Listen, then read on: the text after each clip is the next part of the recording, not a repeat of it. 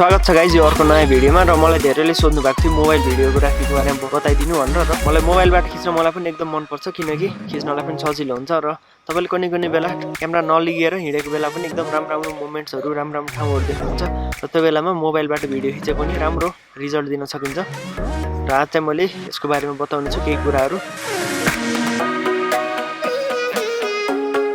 सबभन्दा सुरुमा चाहिँ तपाईले आफ्नो क्यामेराको सेटिङमा गएर मोबाइल फोनको क्यामेराको सेटिङमा गएर हाम्रो मोबाइलमा जति हाईएस्ट रिजोल्युसन छ त्यसमा खिच्न ट्राई गर्नु मेरो लागि चाहिँ 1080p छ सबभन्दा हाईएस्ट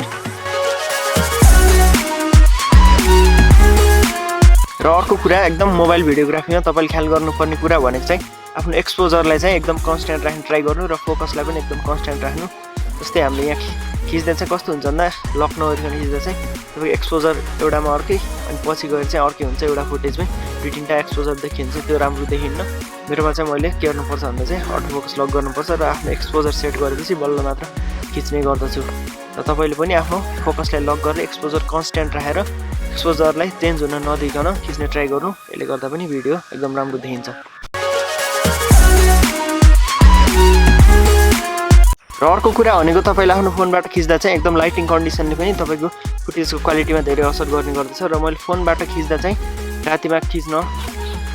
धेरै नखिच्नु होला किनकि धेरै ग्रेनहरु आउँछ फोनमा चाहिँ अनि बाहिर आउटडोर खिच्दै हुनुहुन्छ भने चाहिँ तपाईले बिहान र साँझको टाइम लाइटिङ कन्डिसन राम्रो भएको टाइममा खिच्नु र इन्डोरमा खिच्दै हुनुहुन्छ नि कुनै पनि लाइट सोर्स युज गरेर मात्र खिच्नु होला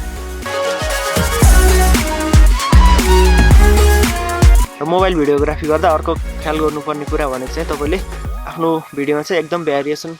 ल्याउनु होला शटहरुमा जस्तै हाइपर ल्याप्सहरु हुन्छ टाइम ल्याप्सहरु हुन्छ अनि स्लोमोहरु हुन्छ अनि डिफरेन्ट क्यामेरा एंगलबाट खिचेर तपाईले आफ्नो भिडियोमा चाहिँ एकदम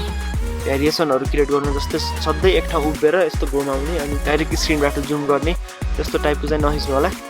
धेरै मुभमेन्टहरु ट्राई गर्नु यसले पनि तपाईको भिडियोलाई राम्रो हुन धेरै हेल्प गर्ने गर्दछ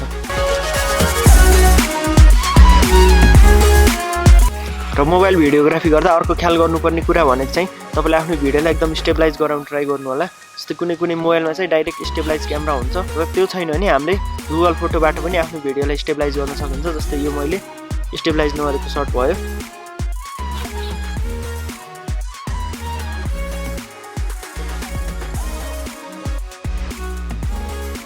र अब गुगल फोटोमा आफ्नो भिडियोलाई स्टेबलाइज गर्नलाई आफ्नो भिडियोलाई सिलेक्ट गर्नु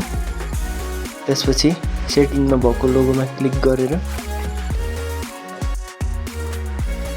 एउटा स्टेबलाइजको लोगो हुन्छ त्यहाँ क्लिक गर्दिएपछि स्टेबलाइज हुन्छ यसलाई चाहिँ थोरै टाइम लाग्छ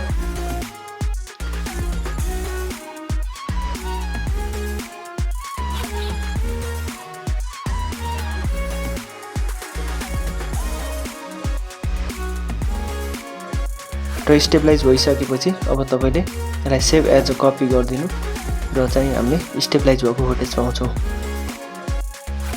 र मैले यो चाहिँ गुगल फोटोमा गएर स्टेबलाइज गरेको शट हो यो र देख्न सक्नुहुन्छ यसले पनि धेरै इफेक्ट पार्ने गर्दछ र त्यही भएर चाहिँ सधैं आफ्नो भिडियोलाई स्टेबलाइज गराउने ट्राई गर्नु होला र तपाईले आफ्नो मोबाइल भिडियोग्राफीलाई यदि इम्प्रुभ गर्न चाहनुहुन्छ भने चाहिँ अर्को तरिका भनेको चाहिँ तपाईले ट्रान्जिसनहरुको युज गर्नु जस्तै आफ्नो भिडियोमा चाहिँ एकदम ट्रान्जिसनहरु बनाउने ट्राई गर्नु जस्तै एउटा शटदेखि अर्को शटमा जाँदा तपाईले सेम क्यामेरा मुभमेन्टको डाइरेक्सन मिलाउनु भयो अनि एकपछि अर्को शटको कलरहरु मिलाउनु भयो र तपाईले त्यो चेन्ज हुँदा चाहिँ ट्रान्जिसनल साउन्डहरु अडियोहरु पनि राख्नु भयो भने चाहिँ तपाईले राम्रो ट्रान्जिसन क्रिएट गर्न सक्नुहुन्छ र प्रिसेटहरु पनि युज पाइन्छ सक्दो चाहिँ त्यो युज नगर्नु आफ्नो नेचुरली नै ट्रान्जिसन बनाउने ट्राई गर्नु र ट्रान्जिसनहरुको युजबाट तपाईको भिडियोको फ्लो पनि राम्रो हुन्छ र हेर्ने मान्छेलाई पनि एकदम मजाले आफ्नो फ्लोमा हेरिरहेको हुन्छ एटेन्सन पनि पाइरहेको हुन्छ तपाईको भिडियोले र त्यही भएर चाहिँ सधैं ट्रान्जिसनहरु बनाउने ट्राई गर्नु होला र यहाँसम्म भिडियो हेरिदिनु भएकोमा धन्यवाद र यो भिडियोबाट तपाईले केही कुरा सिक्नु होला आफ्नो मोबाइल भिडियोग्राफीलाई इम्प्रुभ गर्नको लागि